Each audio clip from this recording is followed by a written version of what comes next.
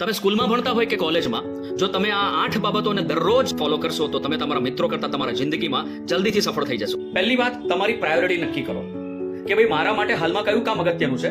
દરેક કામ કરવામાં સમય ના વેડફો. જે મહત્વનું છે, જે હમણાં જ કરવું પડે એવું છે, એને પહેલા પૂરું કરો. બીજી અગત્યની વાત, તમારા મહત્વના કાર્યને વિલંબ ના કરશો, પછી કરી લઈશું એવું કદી ના કરશો.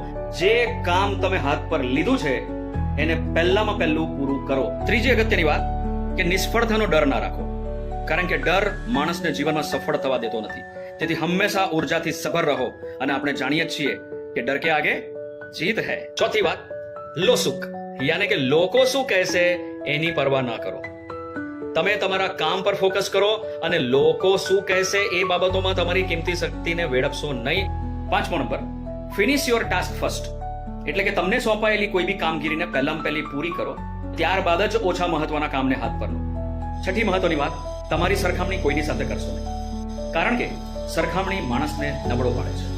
એ પછી તમારા માર્ક્સ હોય કે તમારી માર્કશીટ, તમારું ઘર હોય કે તમારી ગાડી, કે તમારી લાઈફસ્ટાઈલ હોય કે તમારું સોશિયલ સ્ટેટસ, આ બધું તો માણસને તેના કર્મો અને પ્રારબ્ધ પ્રમાણે મળી રહેતું હોય છે. પરંતુ સરખામણી કરીને તમારી જાતમાં લઘુત્તમ ગ્રંથિને દાખલ થવા દેશો નહીં.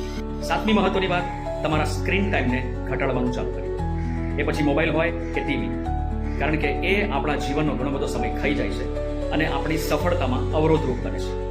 તાત્કાલિક ઓછો નહીં થાય, એને આજથી શરૂ કરશો તો ધીમે ધીમે ધીમે તમને જરૂરથી પરિણામ મળશે. છેલ્લી વાત, ભૂલોનું પુનરાવર્તન ન કરો. આમ તો એવું કહેવાય છે કે માણસ માત્ર ભૂલને પાત્ર, પરંતુ એકને એક ભૂલ કરવાનો કોઈ મતલબ નથી, અને દરેક ભૂલમાંથી શીખતા રહો. જો દોસ્તો આ 8 સિદ્ધાંતોને તમે આજથી જ અમલમાં મૂકશો તો સફળતા જરૂરથી તમારા કદમ ચૂમશે.